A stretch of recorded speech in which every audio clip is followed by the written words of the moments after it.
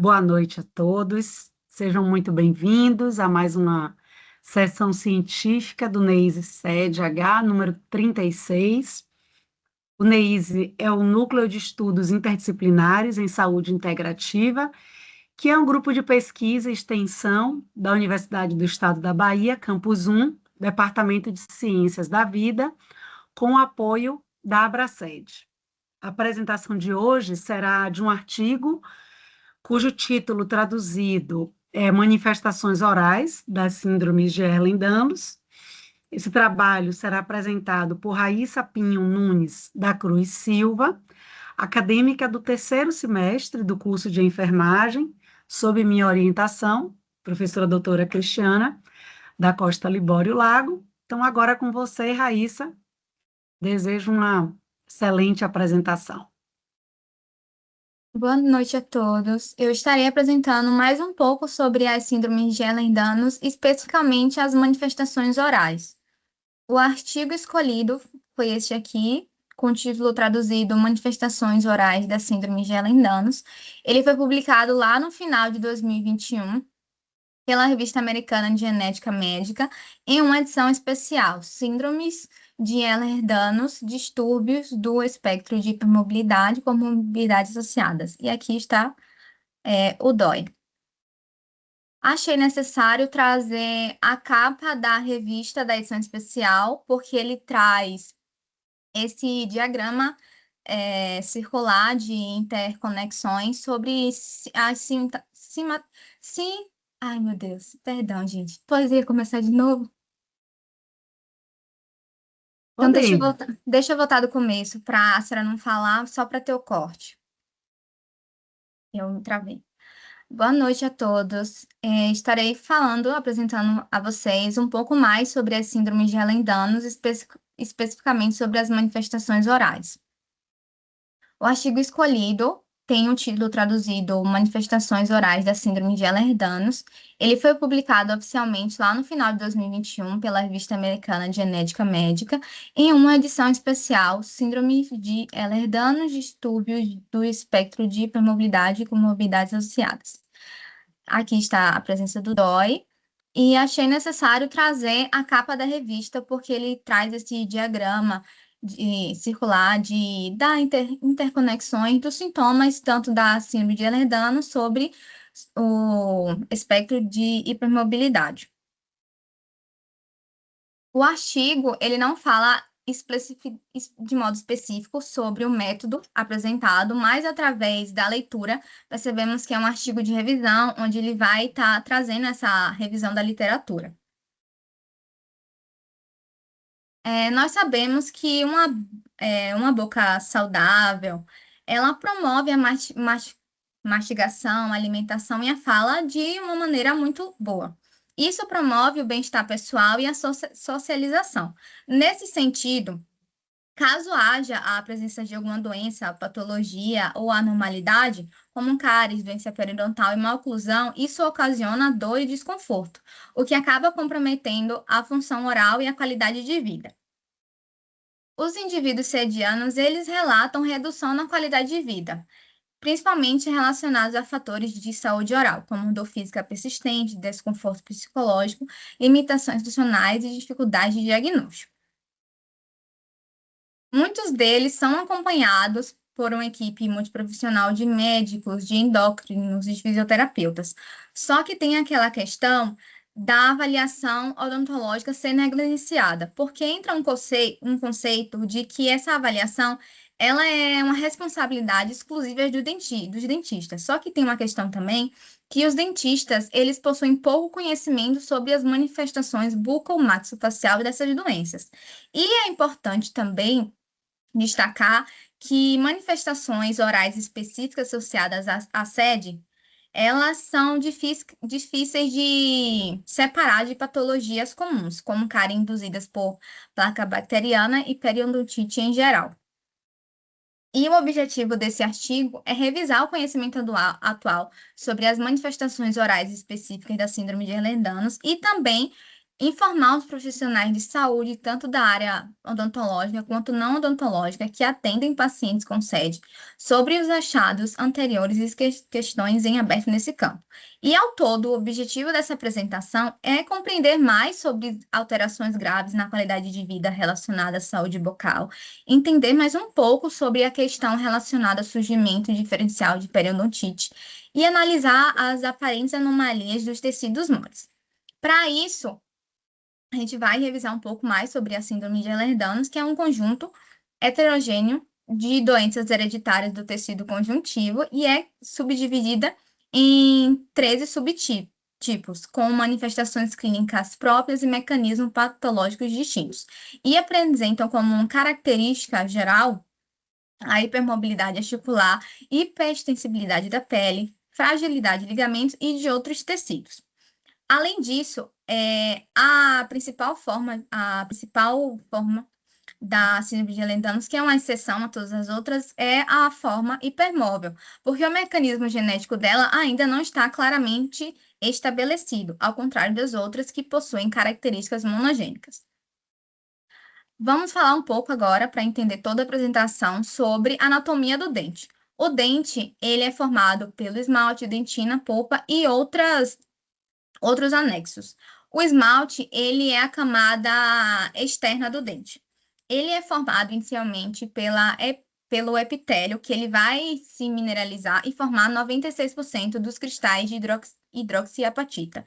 E apresenta baixas quantidades também de colágeno tipo 1 e tipo 4, tipo 7. E esse colágeno tipo 7, ele é responsável por, digamos que, interligar ao esmalte e a dentina, fazer essa união.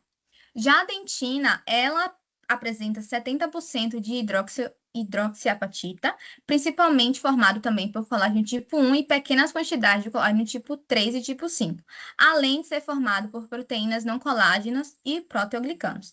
Já a polpa, ele é formado por tecido conjuntivo altamente inervado, é um tecido conjuntivo frouxo e formado também por por colágeno tipo 1 em sua maioria e tipo 3 em 41% deles, e a menor porcentagem de colágeno é do tipo 5.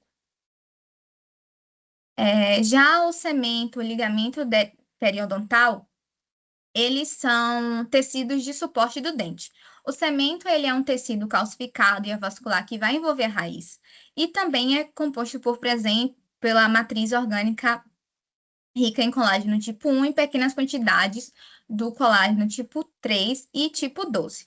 E também por proteínas não colágenas e diversos proteoglicanos. Já o ligamento periodontal, ele é um tecido conjuntivo especializado, que no caso ele vai conectar o osso alveolar à raiz do dente. É formado por feixes de fibras de colágeno mergulhado em substância fundamental, composto principalmente por colágeno tipo 1, tipo 3 e tipo 12. Pronto. A periodontite é uma característica específica da sede periodontal. Antes de a gente entender o que é essa sede periodontal, a gente vai falar um pouco sobre a periodontite, que é uma doença inflamatória do tecido de suporte dos dentes. No caso, o osso alveolar, o ligamento periodontal, a gengiva e o cemento, eles vão ser continuamente destruídos. E caso não haja tratamento, em última instância, vai haver a perda total dos dentes. E essa periodontite, ela tem uma prevalência estimada em 83% da população em geral. E ela não começa pelo nome periodontite. Na verdade, ela vai começar pela inflamação da gengiva, pela gengivite, e posteriormente vai ocasionar a periodontite. Até o momento, não há evidências confiáveis de risco aumentado de periodontite na maioria dos tipos de sede, exceto a sede periodontal, que a periodontite é uma característica central dela, com início precoce e rápida progressão em em adolescentes e adultos jovens. O artigo, ele traz um estudo de caso onde um adolescente de 14 anos, ele, no início da destruição periodontal, aconteceu lá nos 14 anos. Como não teve tratamento, aos 20 ele já teve perda total dos dentes. O artigo ele continua e ele traz análises genealógicas. Nesse caso, a gente já sabe que a periodontite grave de início precoce, ela é uma característica da sede periodontal, e não das outras formas, como a forma clássica ou a vascular. Só que em alguns casos, como o artigo aborda, crianças com a forma clássica ou a forma vascular, elas apresentaram periodontite grave. E aí foram estudar mais a fundo em estudos genéticos e mostraram que isso aconteceu porque elas apresentavam também genes da forma de sede periodontal. No caso, elas tinham tanto a sede clássica ou vascular e a sede periodontal. Isso é importante porque vai ajudar na validação genética para diferenciar manifestações clínicas entre os tipos de sede. Outro estudo de caso, o artigo trouxe, no qual um indivíduo com sobreposição fenotípica de doença periodontal e sede vascular, ele relatou problemas dentários graves, como sangramento gengival, retração gengival, perda precoce dos dentes. Só que é importante destacar que esse último, perda precoce dos dentes, não foi necessariamente por causa da periodontal ou por causa da sede vascular, mas por causa de cáries induzidos por placa bacteriana e fraturas dentárias. E esse caso também é importante porque ele demonstra a importância de anamnese odontológica rigorosa, porque é através da anamnese odontológica que o profissional ele vai conseguir distinguir se aquela característica, aquela sintomatologia é derivada da doença periodontal ou apenas de uma patologia ou alguma doença comum. Em outros estudos de caso, nesse caso de sede hipermóvel com indivíduos saudáveis, no caso, trouxe indivíduos com sede hipermóvel e analisou com indivíduos saudáveis e percebeu-se que os sedianos com a forma hipermóvel, ele apresentava apenas como anomalias de manifestações orais, apresentava apenas índice mais elevados de placa, e isso aumenta na prevalência de cárie. Já na forma vascular, houve uma anomalia no sentido de modificações na forma da polpa e anomalias radiculares, como fusão, raízes excessivamente longas, e é importante destacar que não são variações patológicas, e sim variações biológicas. Já na sede clássica, apresentou-se dentinogênese anormal, raízes curtas ou bulbosas e calcificação pulpar. Aqui, a dentinogênese, no caso, é o processo biológico da formação da dentina, que está acontecendo de forma normal. E a calcificação pulpar é quando ocorre depósito de cálcio nas câmaras da polpa. E aqui nós temos uma foto, uma imagem do próprio artigo, onde a figura A, dentro do círculo, nós percebemos cálculos pulpares por causa das calcificações pulpares, e isso geralmente não vai causar doença pulpar, os sintomas subjetivos. E no B, o dente molar superior, ele, na hora da formação, deveria formar as três raízes separadas, só que elas acabaram se fundindo, nesse caso, e formou apenas uma, mas são três que se fundiram em um. E aqui, mais um pouco sobre a dentinogênese imperfeita, que é um problema dentário que pode aparecer em alguns tipos de sede, que tem defeito do clássico tipo 1, como já foi falado, a sede clássica, e como um sintoma, como sinal, desgaste dental, a redução da dureza do esmalte, expondo mais a dentina e a polpa, alterando a cor. Também a cavidade pulpar vai estar mais ampla e a raiz vai estar mais curta. Na dentinogênese imperfeita, isso se apresenta. Aqui, em outros estudos de caso, esses três tipos de sede menos frequentes, esses indivíduos com essas sedes relataram malformações da coroa e descolorizações dentárias, indicando irregularidades no esmalte. Já em outro estudo, onde esse primeiro não tem a ver com esse, mas esse segundo é importante porque fala um pouco mais sobre indivíduos isolados. Enfim, a rotação e transposição dentária e anormalidades no número de dentes relatados em indivíduos isolados de vários tipos de síndrome de Ehlers-Danlos. Nesse caso, é importante destacar que essa rotação, transposição dentária, ela foi relatada em indivíduos, em casos isolados. E isso não vai padronizar ou caracterizar manifestações orais na síndrome de Ehlers-Danlos, porque são casos isolados. As primeiras alterações nos tecidos moles orais foi relatada lá no artigo em 1967 e destacou a fragilidade gengival e alta transludez. Quase 50 anos depois, trouxe um novo fenótipo gengival específico, tanto da vascular quanto da periodontal. Da vascular, apresentou-se afinamento generalizado da gengiva e gengiva translúcida. Já na periodontal, um achado característico, no caso, a ausência da gengiva inserida, que traz como consequência recessão gengival severa, aumento da fragilidade tecidual e maior visibilidade vascular. Aqui na figura A e na figura B, apresenta-se um indivíduo com a saúde bucal saudável. Aí percebe-se a gengiva inserida, a gengiva livre, a mucosa, tudo ok. A gengiva ela vai ser mais espessa e mais queratizada que a mucosa, que vai favorecer a proteção e vai se dividir em gengiva inserida e gengiva livre, que é firmemente aderida ao osso por meio de fibras colágenas tipo 1. Já a mucosa ela é fina, móvel, translúcida e mostra vasos visíveis. Já na imagem C, aqui é um indivíduo com a sede periodontal, que percebe-se a falta da gengiva inserida, que vai resultar em gengivas muito mais finas e translúcidas, com vasos aparentes e extremamente frágeis. Em outros estudos, trouxe a hiperplasia gengival grave, que foi analisado, observado em crianças com esse tipo de forma de sede. Também observou-se lesões gengivais fáceis por aparelhos bucais, lacerações durante suturas e traumas em procedimentos odontológicos, mas não especificou qual tipo de sede que as pessoas sofreram essas lesões gengivais.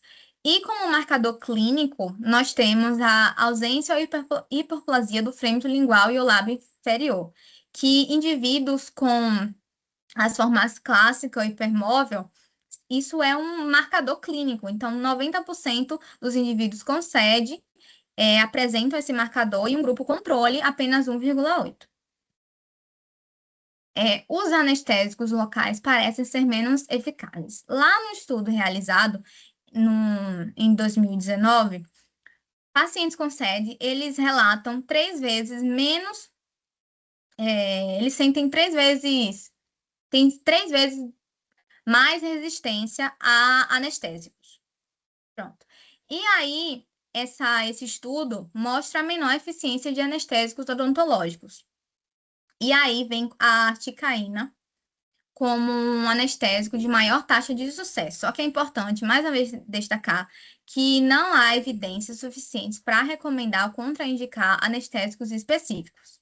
E achados em um tipo de sede não podem ser automaticamente aplicados aos demais, porque cada subtipo de sede vai se expressar de uma maneira. Sobre implantes dentários, não há evidências que apontem para uma redução no sucesso de implantes na maioria dos tipos de sede, com exceção da sede periodontal. Em um estudo realizado com 5 mulheres, na qual parte delas eram sedianas com sede hipermóvel e parte com sede vascular, elas fizeram implante e não tiveram, 12 anos depois, não tiveram nenhuma intercorrência, só que no caso da sede periodontal, essas pessoas apresentam doença peri-implantar grave e de rápida progressão. Então, no caso de um implante, indivíduos com sede periodontal, eles têm dificuldade na hora do implante porque o osso não vai aderir esse implante. E isso ocasiona falha precoce dos implantes. E, mais uma vez, é necessário mais estudos clínicos focados em diferentes subtipos de síndrome. Sobre a qualidade de vida. Nas avaliações objetivas e exame clínico, a saúde bucal dos indivíduos sedianos frequentemente parecia boa em avaliações, nas avaliações clínicas. Só que através de autorrelatos e do cotidiano da vida deles, eles argumentavam baixa qualidade de vida relacionada à saúde bucal. Por quê? Por causa da dor física na região da boca, má oclusão, disfunção da ATM, que ocasiona a disfunção oral, e fatores psicológicos que vão diminuir a qualidade de vida relacionada à saúde bucal. Já, mais uma vez, as evidências disponíveis são limitadas. Por quê? A sede é uma doença rara. Então, na hora da pesquisa, um pequeno número de indivíduos são estudados por causa da raridade da doença. E com isso também tem a questão da ausência de confirmação genética, porque o diagnóstico ele é feito de modo incompleto, ou então a pessoa nem tem o diagnóstico. E o artigo destaca que investigações clínicas orais em diferentes tipos de síndrome de Ehlers-Danlos ainda são escassas ou incompletas. Nesse sentido, a falta de dados moleculares confiáveis, o que dificulta a distinção entre manifestações orais e variações clínicas, já que mutações em um mesmo gene pode produzir fenotipos muito diferentes, e tem a questão também de relatos isolados, que podem reforçar mitos e gerar inseguranças em pacientes e também em profissionais, porque os relatos isolados, eles não são feitos eles não são através de diagnóstico clínico e genético preciso, e não vai contribuir para o conhecimento científico, agravando ainda mais a situação de mito e insegurança. Pronto. Para a gente finalizar o artigo, ele traz mais sobre a raridade da maioria dos tipos de sede e também sobre a diversidade das manifestações orais, e para que isso ajude na produção de artigos de estudo, é necessário mais artigos multicêntricos para o avanço da consistência na área. Também é necessário investigações transversais ou longitudinais com maior número de indivíduos com tipos de sede definidos geneticamente, baseados em exames odontológicos, sistemáticos e análises radiográficas, com padrões confiáveis das alterações associadas às síndromes. Com exceção da síndrome hipermóvel, relatos ou séries de casos envolvendo outro tipo de sede devem sempre incluir a descrição dos variantes genéticos identificados nos indivíduos analisados.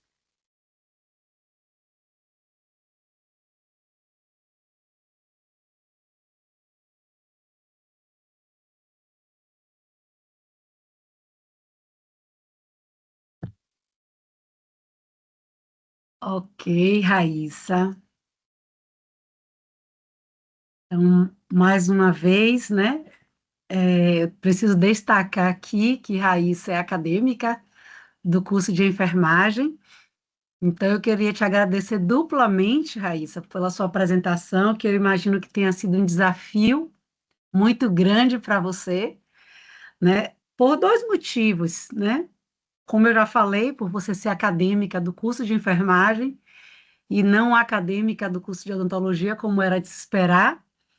E por que esse tema, como você mesmo destacou várias vezes ao longo de sua apresentação, é um tema que ainda é uma área pouco estudada e que o pouco conhecimento que tem ainda carece de muita investigação.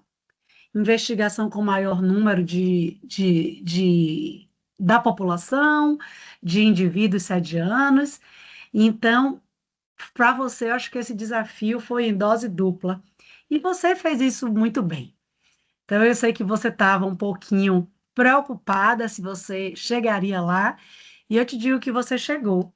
E agora é aquele momento em que a gente vai abrir para o público.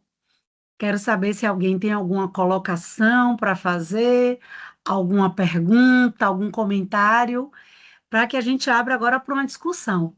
Que eu acho que o principal objetivo da sessão científica é justamente a gente trazer essa discussão, porque tudo que a gente sabe ainda é muito pouco, né? Então, a partir daqui, a gente pode começar a levantar hipóteses e construir, contribuindo ainda mais para o avanço. Isso aí. Então, passo a palavra para vocês agora, pessoal. Qualquer contribuição, colocação, dúvida, estamos aqui. Vamos lá, pode falar, Estria. Parabéns, Raíssa, excelente. Cris tem razão, você não precisava ficar nervosa, não. Foi ótimo. Ótimo, ótimo. Eu tenho uma pergunta, não sei se Raíssa vai saber responder, mas Cris, com certeza. Você pode voltar lá naquela imagem que compara uma pessoa, a gengiva de uma pessoa com e outra sem sede? Aí. Aí, repara que essa pessoa da figura C, que tem sede, não é isso? Isso. ela tem essa parte toda esbranquiçada debaixo das gengivas. O que significa isso? Você tá vendo? Parece Sim. umas placas brancas, como se ela tivesse, não sei, alguma É, coisa errada. Isso é não, alguma coisa particular ou... não, não. Inclusive, eu acho que é uma alteração muito mais intrínseca mesmo. Não, não é de placa extrínseca aderida, né? O biofilme aderido, não. Na Provavelmente gengiva que eu pela tô própria falando? conformação, ó, isso, tanto em cima como embaixo dá para perceber. Aponta aí, Raíssa, para a gente ver essa região. Isso, e em cima também. Aí a gente tem uma área estria que eu diria que está mais assim. A gente tem dois fatores que podem contribuir. A própria estrutura óssea, né? Que pode ter uma proeminência e deixar essa mucosa aí mais esquemiada, ou essa alteração da própria diminuição da vascularização propriamente dita. Porque se a gente analisar, mesmo no indivíduo normal, a gente não tem aquela coloração rosa uniforme, né? Mas não é um manchamento extrínseco de biofilme aderido, não. É porque fala assim, mostra vasos visíveis. Eu não vejo vasos, eu vejo essa parte esbranquiçada. Pelo Mas menos aí os nessa imagem vasos que está aí. visíveis está na Ah, B, está no normal.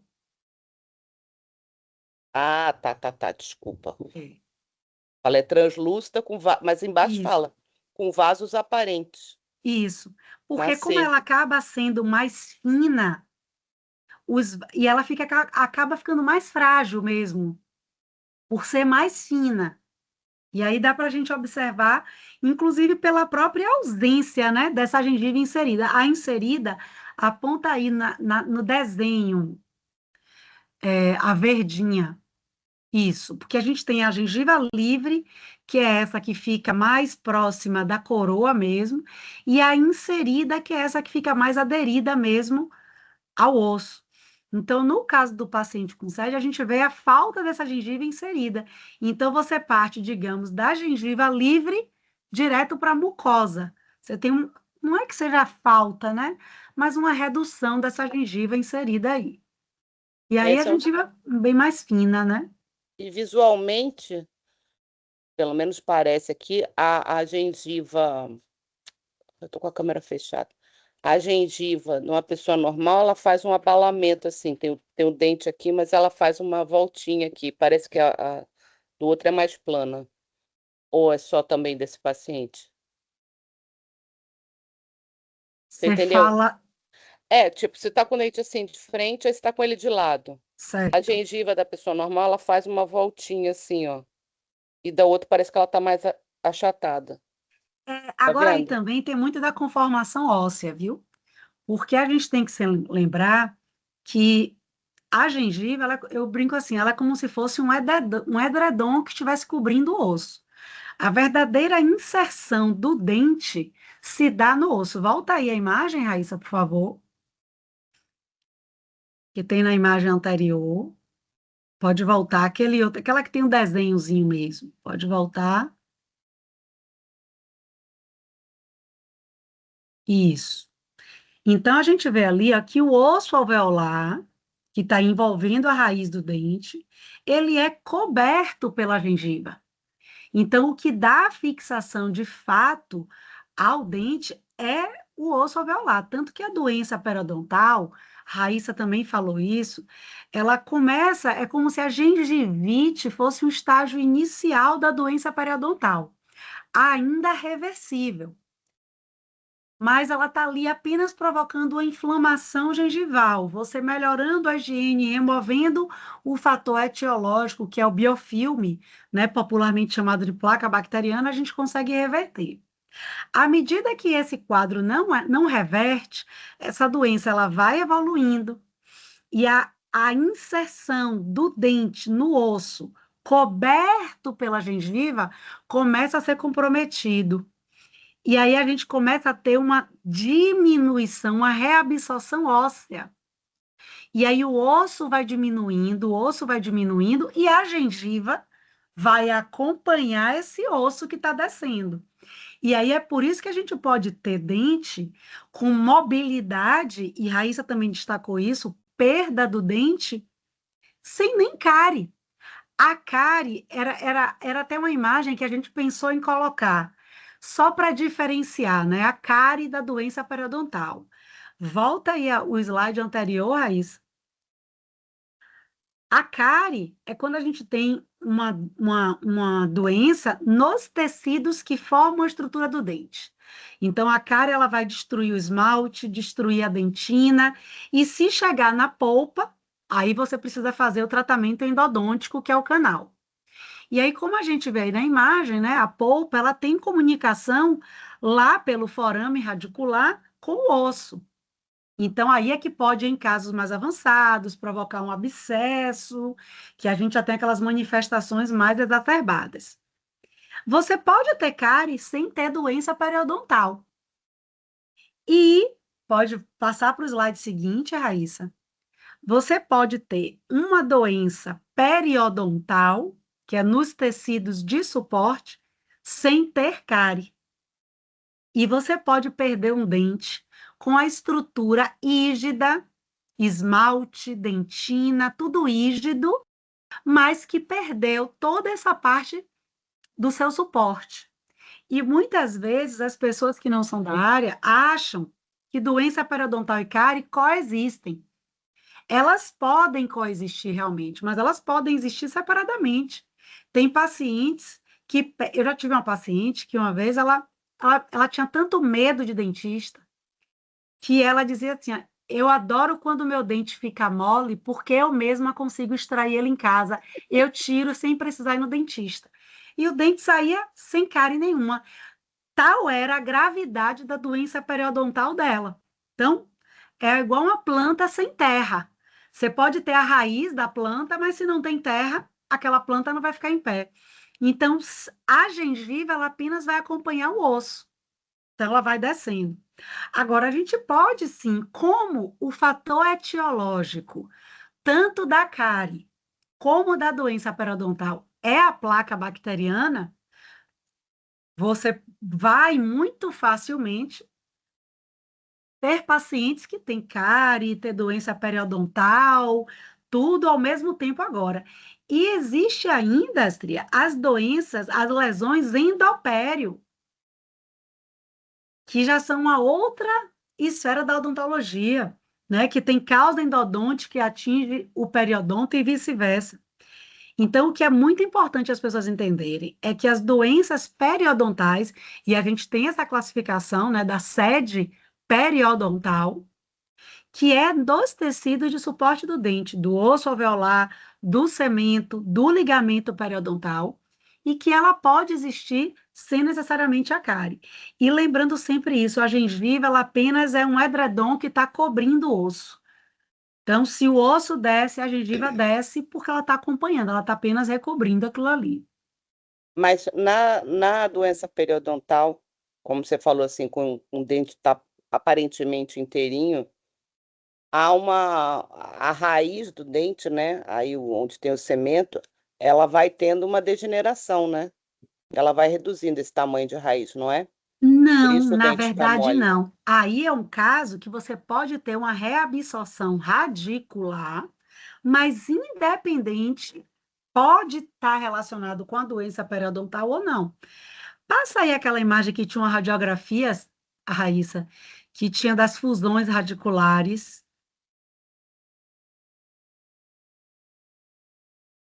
Aí. Então, né, essa radiografia, o artigo traz apenas para mostrar que os molares são dentes que costumam ter três raízes. Nesse caso aí, é uma característica da sede periodontal, em que esse dente, essas três raízes, elas são formadas fusionadas. Então, o dente fica parecendo que tem uma raiz só. Nesse caso aí, a gente vê uma perda óssea. Você consegue apontar a raiz na imagem B? Isso, mais ou menos. Não, onde seria o osso, mais para o lado, um pouquinho para o lado. Agora, desce um pouquinho, desce mais um pouquinho, mais.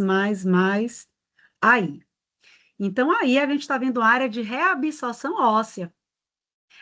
E mesmo aí, descendo ainda mais um pouquinho, Raíssa, é onde e pode descer mais um pouco. Isso. Aí havia osso e já foi embora. E essa área mais acima, a gente está ainda em reabsorção. Então, a gente está vendo aí que esses dentes, esses dois que estão aí nessa radiografia, só tem de osso lá em cima. A gente pode ter também reabsorção radicular? Pode, por conta de uma consequência de uma lesão endopério ou de uma lesão endodôntica, mas não necessariamente. Nós, às vezes, temos perda de dente com a raiz íntegra, sem nenhum estágio de reabsorção radicular. E só a perda do osso já é suficiente para essa mobilidade exacerbada, que, como a Raíssa também falou, você pode ter perda total. A reabsorção É, radicular, como você falou, Astrid, pode acontecer, mas não obrigatoriamente. eu pergunto porque minha avó, ela perdeu, com a minha idade, talvez até um pouco mais nova, ela começou a perder os dentes, e minha mãe é a mesma coisa. Minha mãe perdeu todos os dentes depois do pré-molar, dos dois lados. Nem eu sabia disso, porque quando ela sorri não Não aparece, aparece isso aqui de muito. trás. Agora ela foi porque o dente da frente estava mole, então, assim, o negócio vai andando, né? Vai piorando. E aí, quando ela foi fazer o orçamento, quase caiu para trás, né? Teve que deixar um rim no dentista. Vai ficar aí É. fazendo um dente por cada mês, meses, enfim. E minha avó, eu me lembro dela contar isso porque eu era adolescente, que ela teve piorreia, que era um termo que davam na Isso. época, A né? doença periodontal, né? Era É, popularmente chamada de piorreia. e que o dente saía inteiro, mas que a raiz tinha encolhido. E o próprio dentista mostrou para ela, por isso que eu perguntei. É, pode acontecer, não é incomum, não. Mas também você pode ter uma perda com a raiz totalmente formada, sem nenhuma reabsorção. Agora, nessas imagens aí, principalmente no primeiro dente, Raíssa, na B mesmo, nesse outro dente, no outro dente. Isso. Aí a gente já vê Tem uma que, raiz mais curtinha que a outra. Eu ia exato, perguntar sugere isso. mais uma reabsorção. Já no de trás, o que Raíssa estava inicialmente, apesar de estar um pouquinho radiolúcido e mais difícil, eu consigo ver o limite, o contorno da raiz aí. Dá para ver o contorno da raiz. Embora esteja mais radiolúcido, eu ainda consigo identificar a raiz inteira aí. O contorno dá para a gente perceber. Que no primeiro a gente já tem uma perda, já está uma área mais esfumaçada. Provavelmente essa primeira raiz, essa radiografia não está, né? Das melhores qualidade, mas a gente já É, sugere realmente um maior estágio de reabsorção. E só para falar, Tria, esse dente que está cortado, Raíssa, esse dente da imagem B, que quase não aparece, tem isso um treco branquinho branco aí no no meio. meio Ah, é quando é feito o tratamento endodôntico, o canal. hum. Porque aí a cárie já atingiu a polpa do dente, e aí você precisa remover aquela polpa, tanto que popularmente as pessoas dizem que o canal mata o dente, né? Porque de fato você tira a polpa, que é onde estão os vasos e os nervos do dente, e aí você, no lugar dessa polpa, você vai preencher com um material obturador, que na radiografia fica radiopaco, como está mostrando aí nessa imagem. Então, Agora, nesse outra caso aí, coisa que esse eu ia dente tem. comentar da, da, daquela imagem que está com a gengiva branca, você pode botar lá de volta, Raíssa? A outra coisa que se fala bastante sobre essa questão toda que você está falando aí da mobilidade é os dentes moles, né? Assim, tipo, eles não. Olha lá, tem muito espaço entre os dentes são tortos, provavelmente não são apinhados, talvez porque ainda tivesse muito espaço, né? Exatamente. Mas nunca está assim no lugar certo, né? E isso tem a ver com essa mobilidade.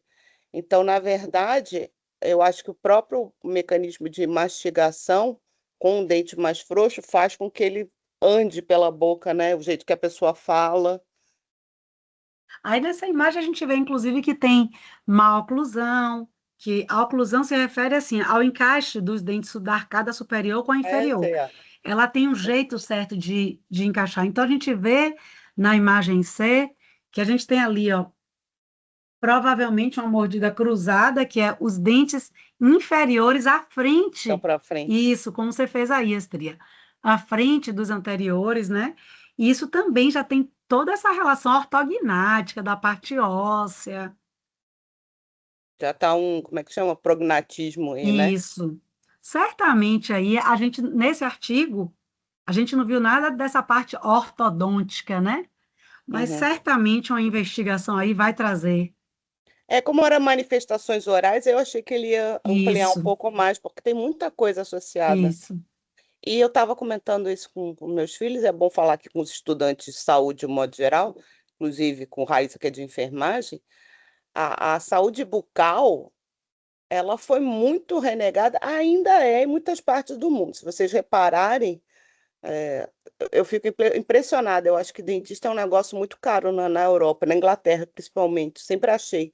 Porque se você olha, eles têm os dentes todos apinhados, amarelos, pretos, assim, eles são e gente assim, que trabalha em televisão, políticos, etc. Então, mesmo hoje você tendo acesso a uma odontologia estética, né, que é para deixar um sorriso mais bonito, vídeo aí Tom Cruise, que tinha, o dente dele era aqui no meio do nariz, em vez de ser a linha, o dente era torto, como é que ele acertou a dentição?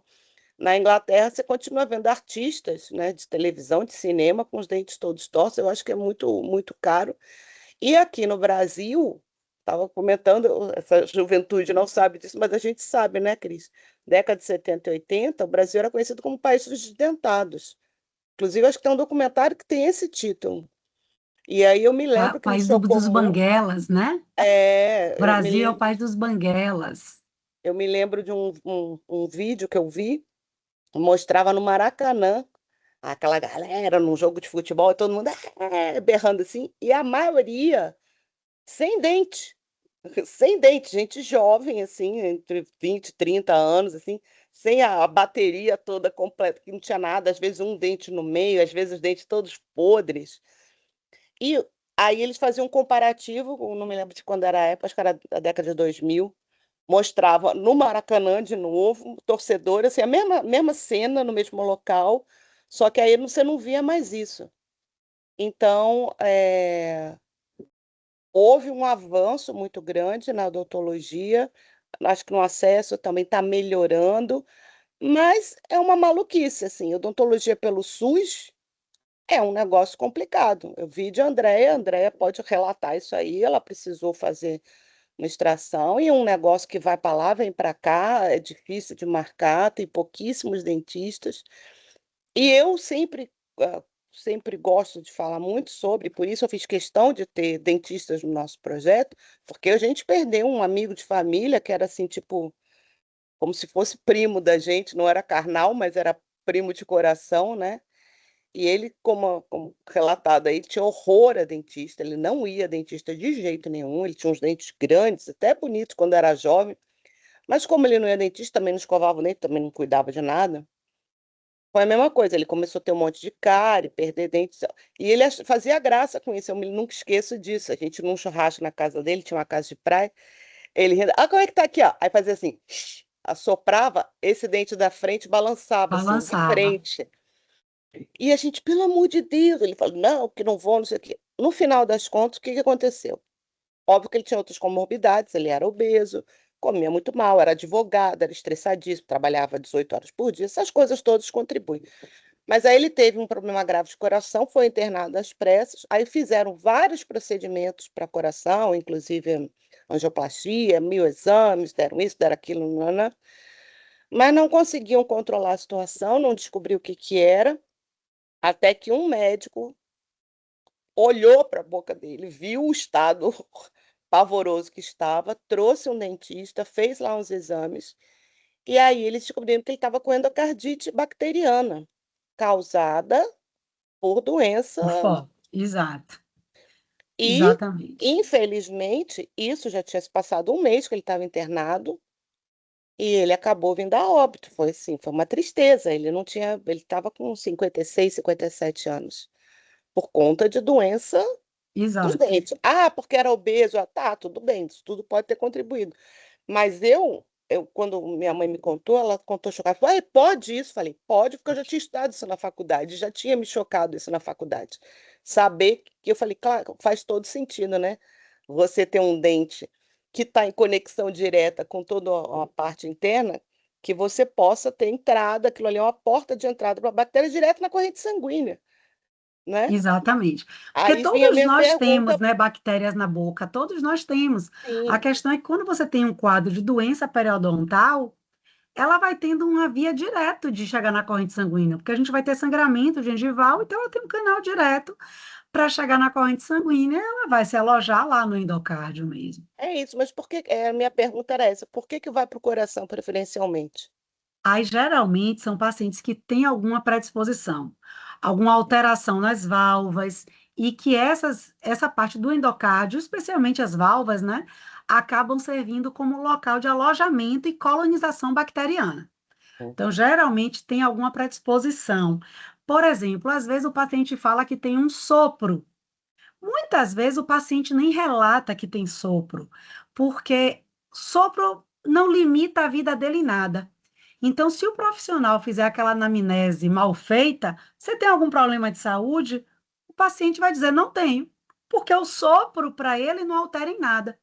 E pacientes, por exemplo, assim, muitas vezes precisam fazer a profilaxia antibiótica, que é Uhum. 1 hora antes de se submeter a algum procedimento odontológico, que vai abrir essa porta para essas bactérias chegarem na corrente sanguínea, eles vão tomar uma determinada dose já pré-estabelecida, tem todo o protocolo de antibiótico, né? Para que na hora que essas bactérias cheguem na corrente sanguínea, digamos que ele vai fazer uma extração, por exemplo.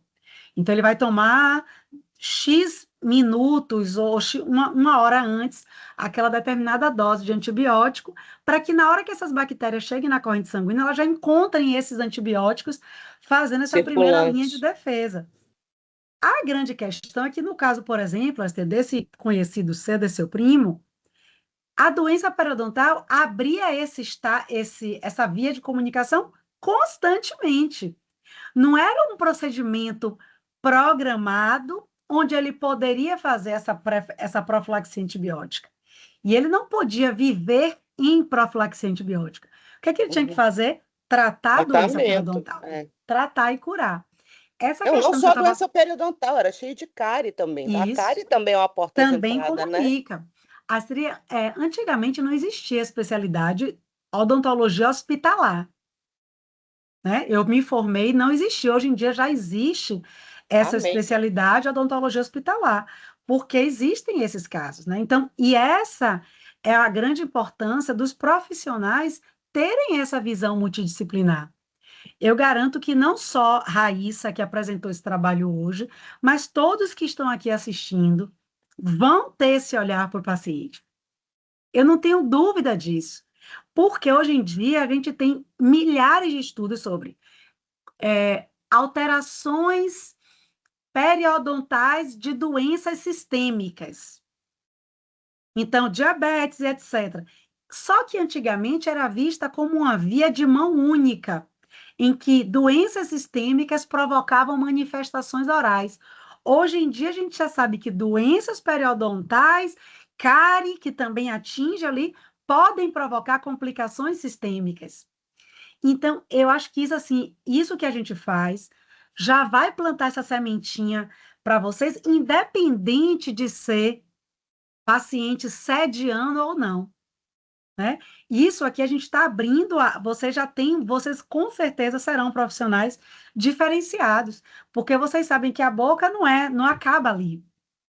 Isso que também você falou, Astrid, em relação aos europeus que têm, isso é muito cultural, né? A gente percebe que lá na Europa eles não têm. Vamos falar aqui de um modo geral, né?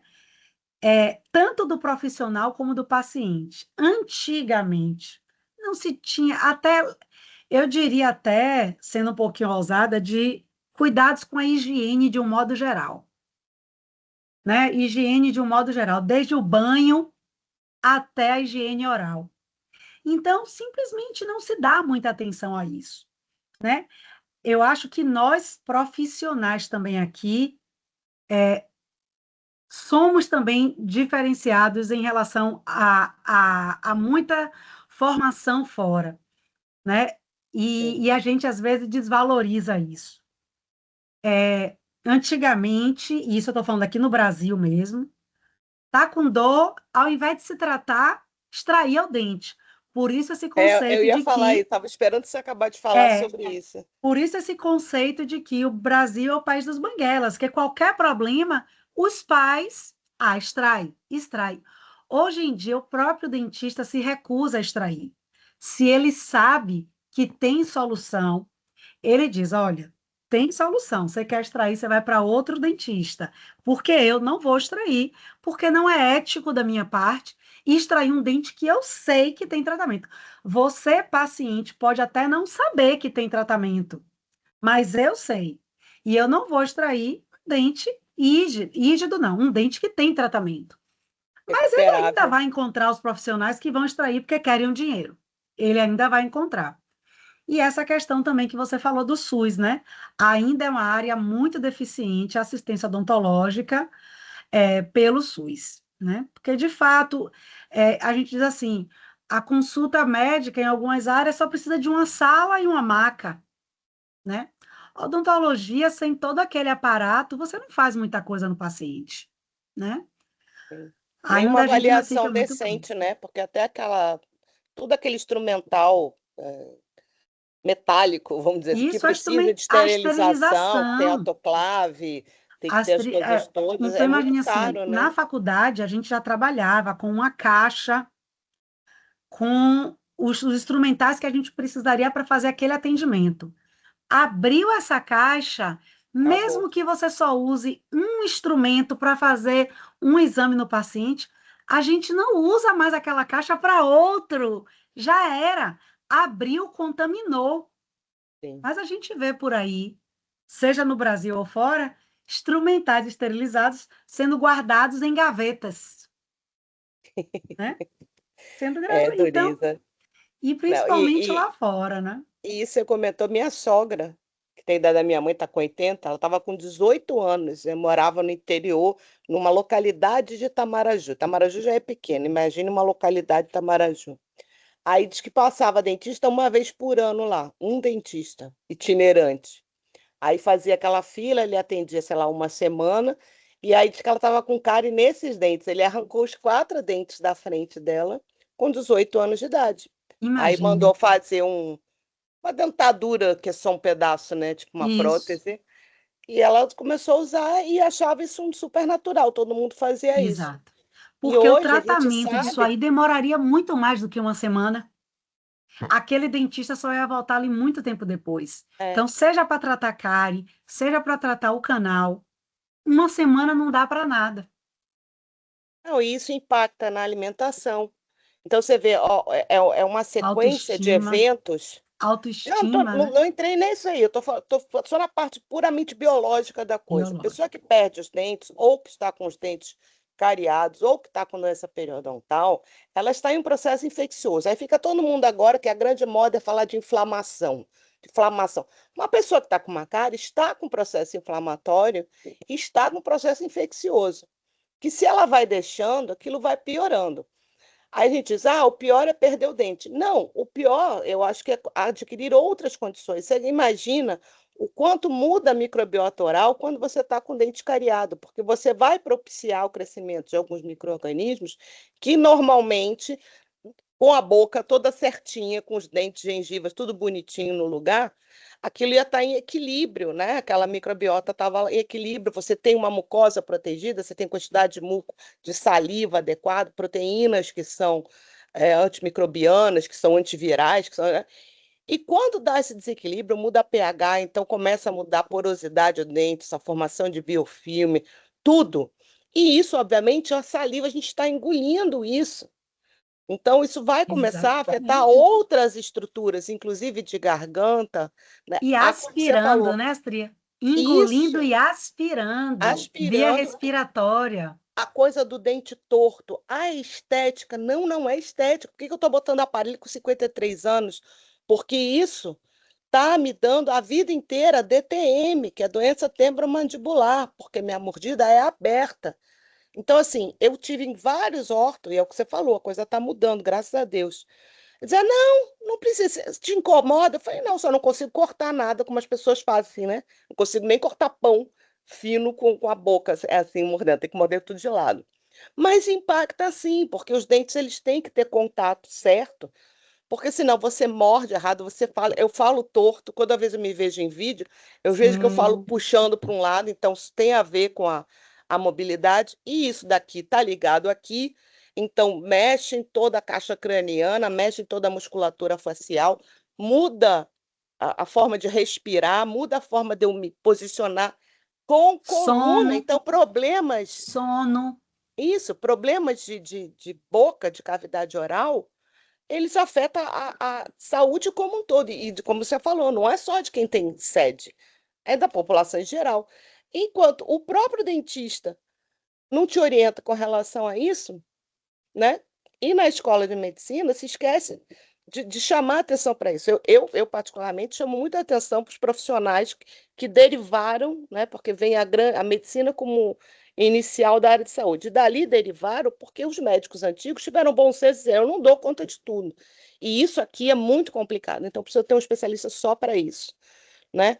Para o profissional de cuidar, para o profissional da alimentação, para o profissional da atividade física, para o profissional da reabilitação, criaram-se todos. E agora existe um pessoal médico querendo voltar para a medicina lá de trás, mas não numa forma positiva, porque você sabe, você fica 6 anos numa faculdade de odontologia e ainda fica sem saber uma porção de coisas, porque é uma especialidade médica, né? Eu me lembro quando meu filho cortou a língua, que ele cortou, caiu e cortou assim, mordeu e ficou pendurado, foi horrível. Me falaram, você tem que levar num cirurgião bucomaxila. Eu falei, onde é que eu vou arrumar isso? A mulher disse, aqui do lado. Aí me apontou para uma clínica odontológica, tem aqui. Eu falei, ué, e tem lá? Ela falou, claro, cirurgião bucomaxila é dentista. Eu, é mesmo, né? Não tinha pensado nisso. E então quem cuida dessa parte toda é o odontologista, né? O dentista, e não é uma coisa assim para a gente ir de vez em quando, que é uma coisa que não se insere assim, né? Todo mundo vai fazer check-up, vai no médico, mas ninguém só vai no dentista quando começa a doer alguma coisa, ou quando está com os dentes apinhados e acha que está feio, então bota aparelho para ficar bonito, para ficar com um sorriso melhor, com uma gengivite que não. Mas até gengivite eu já vi, vai no médico, mas dá, toma isso, passa aquilo. E está muito errado isso, né? Mas enfim, deixa as Isso outras pessoas é. perguntarem. Quem tá com a mão levantada é a Esther, né? Olá, Esteve e Vita Esther. depois. Boa noite, parabéns Boa. pela apresentação, foi ótima. Na verdade, eu tinha duas perguntas a fazer logo as duas. A primeira, pelo que eu vi na apresentação, não sei se chegaram a falar, se eu acabei me desconcentrando, mas estavam falando que uma das manifestações que tem é cárie dental na CDH. Aí eu queria saber se era por conta das fissuras que falaram anteriormente. E se, quando vocês estavam olhando os artigos, com frequência achavam nesse tema artigos que falavam de vários tipos de sede e iam separando por subtópicos, como foi apresentado aqui, porque eu me deparei com a mesma coisa quando eu estava estudando já a parte endocrinológica, e tinha artigo que era, tipo, falando sobre todas as sedes, cada parte falava de uma sede diferente, mais uma curiosidade mesmo. Sobre a segunda pergunta, não sei se eu consigo responder muito bem, mas esse artigo, ele é separado a si mesmo, do jeito que está aqui. Ele não fala de discussão, resultado, ele é separado assim em tópico. Agora, a primeira pergunta, você poderia repetir, porque eu não ouvi direito. Da Karen, não foi? Sim, que aí estava falando, se eu não me engano, pelo que eu vi no slide durante a apresentação, estava falando que na sede hipermóvel é comum ter, pode haver cárie, algo assim. Eu queria saber se era por conta das fissuras que também falaram. Não, eu acho que é mais pelo maior índice de placa. Porque a placa bacteriana, que é o biofilme, é o fator etiológico, é o que vai causar cárie e é o que vai causar também a doença periodontal. Então, se o paciente tem uma tendência a ter o maior índice de placa, ele, consequentemente, vai ter uma maior prevalência de cárie, não pelas fissuras especificamente externas. Pelo menos a gente não vê. Agora sim, como a gente tem aí dentinogênese anormal, que aí passa aí o slide seguinte, o outro, isso. Então a gente tem um dente, a dentinogênese imperfeita, a gente tem mais desgaste. Então tudo isso aí já vai, digamos, aumentar a predisposição desse paciente a ter cárie, mas sempre lembrando que a cárie, ela depende desse fator etiológico que é a placa bacteriana, ok? Então agora sim, a placa bacteriana em um dente normal vai ter mais trabalho para provocar uma cárie do que em um dente com dentinogênese imperfeita. Então, são alterações que vão aumentar, que vão facilitar, digamos, o trabalho patológico da placa bacteriana, entende? Entendo, obrigada, Pro. Nada, querido. Pode falar, Vitor. Oi, gente, boa noite. Primeiramente, eu queria parabenizar a Raíssa pela apresentação, foi bem esclarecedora. Em relação a isso, a gente acaba falando muito sobre dente. É importante todos os profissionais terem um conhecimento prévio sobre a saúde bucal, porque a gente sabe que muitas das vezes, no contexto hospitalar, não vai ter um, um, uma pessoa que acaba sendo específica, que no caso são os dentistas. Então, a minha professora acabava frisando muito, principalmente no ambiente de UTI, que muitas das vezes esses pacientes acabam ficando inconscientes. Então, é essencial os enfermeiros e principalmente os técnicos que vão estar prestando esses cuidados que são interruptos, fazer essa higienização bucal desse paciente, pelo fato de que não é porque ele está inconsciente que a gente tem que meio que negligenciar. Porque, como a gente sabe, quando a gente não realiza essa higiene bucal, acaba formando filmes, placas ou tártaros que pode complicar e, consequentemente, dar origem a infecções no coração, por exemplo, como foi abordado. Então, é algo que todos os profissionais deveriam ter conhecimento. Além disso, antes de fazer minha pergunta, a gente viu que foi abordado na apresentação que esses pacientes com CDH, às vezes, têm falha de anestesia local. E a gente sabe que a CDH, muitas das vezes, ainda não é difusa entre a maioria dos profissionais. Então, a gente sabe que um profissional, por exemplo, que não tem um conhecimento prévio sobre a CDH, pode meio que negligenciar a dor desse paciente, pelo fato de que, como foi abordado, esses pacientes acabam sendo mais susceptíveis a sofrer falha de anestesia local. Aí eu não sei se acabou abordando na apresentação, eu queria saber o motivo pelo qual esses pacientes acabam tendo falha nessa anestesia para realizar procedimentos odontológicos, por exemplo. Ele não falou exatamente, ele não especifica, e inclusive eu até tomei o cuidado, Vitor, de olhar o artigo, né, de Schuba, que é o de 2019, por isso que a gente colocou aí, para ver qual seria o mecanismo. Inclusive, esta também me encaminhou. Ah, você me encaminhou até esse mesmo artigo, Astria. Qual é o mecanismo dessa menor resistência? Porque é muito difícil a gente avaliar algo como dor, né? A dor é uma das variáveis mais difíceis de você avaliar de forma objetiva. Então, os estudos ainda estão muito limitados, muito restritos, para poder, inclusive, ele destaca, apesar dele falar isso, ele diz, ainda não há evidências suficientes para a gente contraindicar. Parece que o tipo, né, desse anestésico, que é a articaína, tem uma maior taxa de sucesso nesses pacientes com SED. Mas, às vezes, não é exatamente no paciente com SED, é uma variável que pode acontecer independente. Ainda é uma área que ainda precisa de muita investigação. Você viu alguma coisa nesse artigo, Astria? Não, eu não li no artigo, mas nesse artigo eu só mandei porque eu recebi lá no grupo da Abraced, achei que ia te interessar. Mas isso sim, ele falou as duas coisas, são super importantes. Muito bom, Vitor. sobre essa questão da anestesia. Hoje eu passei por isso, né? Porque eu fui fazer a tal injeção peridural. Cris, eu não sei se fez cesariana, mas a gente, para quem não sabe, você toma um anestésico, porque depois enfia um agulhão no meio da coluna para injetar a medicação. No meu caso, era corticoide, quando é na gestação, é um anestésico, sei lá. E doeu horrores. Aí, tanto que o Túlio que estava fazendo, e estava uma aluna minha da medicina, que é aluna dele agora, falou: tá doendo, professora? Eu falei: tá. E a gente tem que avisar. E eu, para extrair um siso incluso, eu estava com uns 16 anos, você vê que isso não é uma coisa de idade, eu tomei 7 anestesias. 7, porque ele dava anestesia, esperava, mexia, tá doendo, tá doendo, tá doendo. Aí foi dando, foi dando, foi dando. E aí, Vitor, o pulo do gato é o tempo. Não é que não faça efeito. O tempo que leva para fazer efeito é maior. Eu, como farmacêutica, posso lhe dizer que imagino que seja um problema de difusão da droga, porque ele vai injetar, essa droga ela tem que difundir e chegar até onde estão os nervos para poder fazer a dessensibilização. Como a matriz, né, essa matriz extracelular dos tecidos, ela é meio, vamos dizer assim, bagunçada e mais frouxa, talvez com uma matriz organizada, você entende? Você injeta a droga, ela vai difundindo rapidinho para onde ela tem que chegar.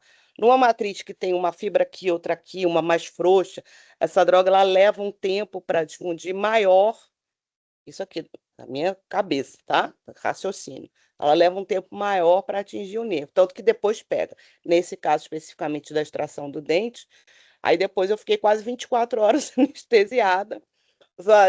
Quando acabou, eu estava sem conseguir falar e nos dias subsequentes, o dente em si, eu nem sei se incomodou, não, porque eu mordi a parte de dentro da bochecha toda e a língua toda ficou inferida, porque eu continuei falando, você com o seu anestesiado, você não sente, a gente não tem noção da força que a gente tem nos dentes, então eu recortei a bochecha, recortei a língua e depois fiquei umas 2 semanas até recuperar tudo, uma coisa, então tem que ser muito bem atenta. E com relação, fazer um comentário que você fez muito pertinente, principalmente para paciente de UTI, essa coisa da higiene bucal, mas não só da higiene, da hidratação, e Cris vai entender o que eu estou falando. Porque muitas vezes acontece, outra pessoa com o negócio, ela fica com a boca entreaberta ou aberta completamente, então isso resseca muito a pessoa que está internada, mesmo que ela esteja com soro, né? É uma hidratação esquisita. A hidratação local, que é dada pela salivação, ela fica prejudicada.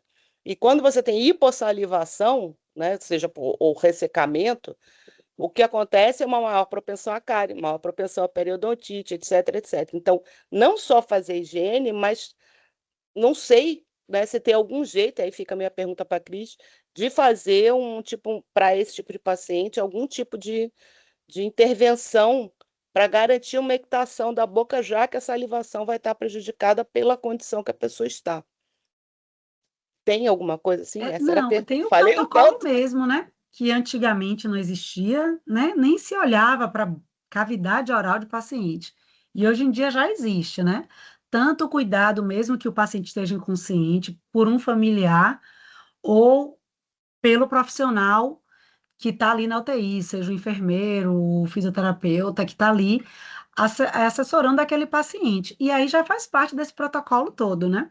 E é muito importante destacar isso, porque quando eu formei, não se falava nisso. Então, a gente já evoluiu muito, mas ainda precisa evoluir. Mais ainda. Porque essa Porque o altura paciente agora, nem tem com como isso que ele escovar. falou, não, isso como ele falou aí, eu fico até pensando, desse caso que eu acabei de contar aí do meu primo emprestado, como ele ficou 1 mês em tratamento e ele ficou sedado quase o tempo todo, sim, ele já tinha uma série de intercorrências na boca, né? Mas será que também não agravou porque ele estava sedado e, de repente, essa higiene oral que deveria ser feita pelo corpo de enfermagem não foi feita adequadamente, ou ainda somado ou separado? Não houve uma hidratação suficiente e aí aumentou, agravou a condição que ele já tinha ruim? Certamente. Eu acredito nisso. Enfim, triste.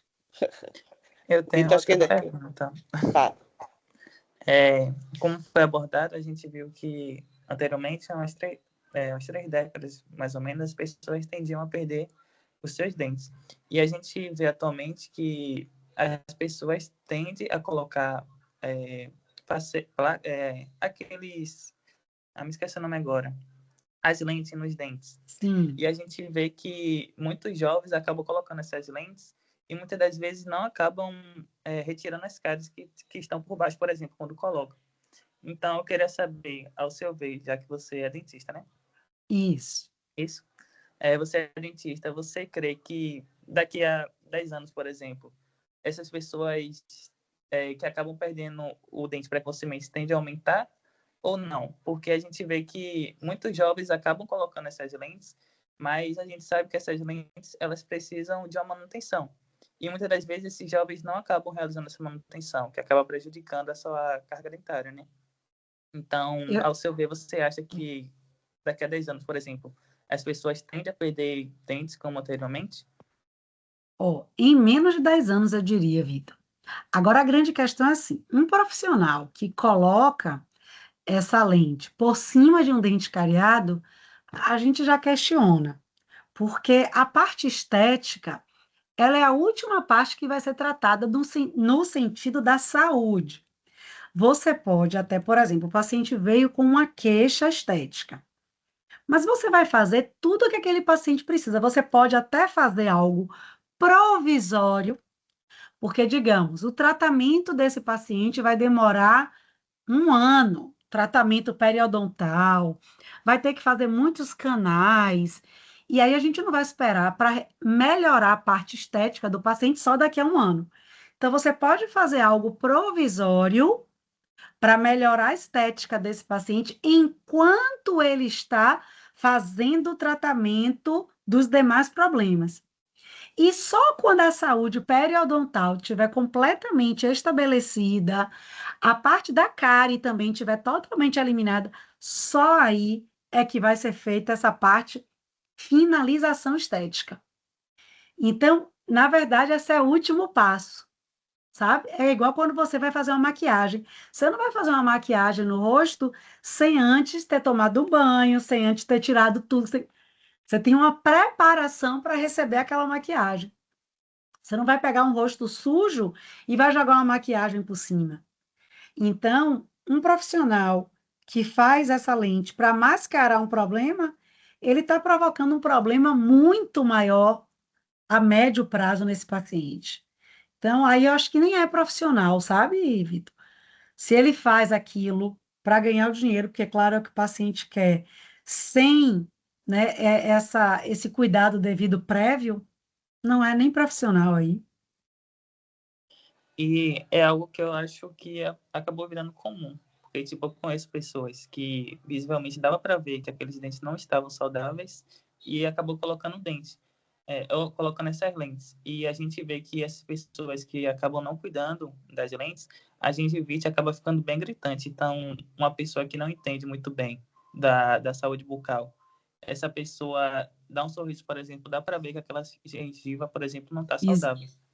Então, é algo Porque que vários profissionais da odonto acabam negligenciando. Como isso. você já falou, né? Acabam visando o lucro e não a saúde do paciente em si. Inclusive porque essa parte estética hoje em dia vem dando muito dinheiro, né? Não só na odontologia, como na dermatologia, e muitos profissionais que muitas vezes não estão devidamente capacitados estão fazendo isso. E aí a gente tem uma adaptação. Raíssa, coloca aí naquela imagem que tinha gengiva livre e gengiva inserida. Eu não sei se a gente tinha uma imagem do dente de lado. É, você tem uma adaptação, não vai dar para ver, aqui, nesse dentinho aí de lado. Imagine que você vai colocar uma lente que vai nesse pontinho onde está a seta, Raíssa. Aí. Então, a gente tem que ter uma continuidade perfeita entre essa faceta e essa estrutura do dente. Se não houver esse acabamento perfeito, essa faceta ou qualquer outro procedimento estético que tenha sido feito, mesmo que seja um recobrimento com resina, uma coroa mesmo, vai provocar um acúmulo de placa, que vai provocar essa gengivite e que vai, muitas vezes, levar a uma doença periodontal já em um estágio mais avançado. Então, isso aí já vem da capacitação do profissional. Então, vamos considerar, Vitor, a melhor das hipóteses, né? Que esses pacientes que você falou, essas pessoas que o dente não estava bom, vamos imaginar que não era cárie, vamos imaginar que era uma mancha, não tinha cárie, não tinha doença periodontal, era uma mancha que não tinha mais solução e o paciente colocou a faceta ou a lente. Ainda assim, a gente tem a parte técnica desse procedimento, que se não for bem feita, vai facilitar um acúmulo de placa e uma doença periodontal a curto e médio, longo prazo, que pode provocar a perda desse dente. Então, a gente tem aí ó, toda essa parte do compromisso do paciente e do profissional. E a gente vê muito isso aí. Esses procedimentos que não são feitos adequadamente para o paciente que é leigo, né? Ele está ali ótimo, mas qualquer exame onde a gente pegue um instrumental e passe aí entre a gengiva e essa faceta, essa lente, a gente já vê um degrau. E ali já é uma morte anunciada do dente, né? É isso. Entendi, muito obrigado. Nada, querido. Mais alguma pergunta, pessoal? Mais algum comentário? Alguém gostaria de contribuir com dúvidas ou comentários ou relatos? Não? Então, pode deixar no último, né, Raíssa, no último slide.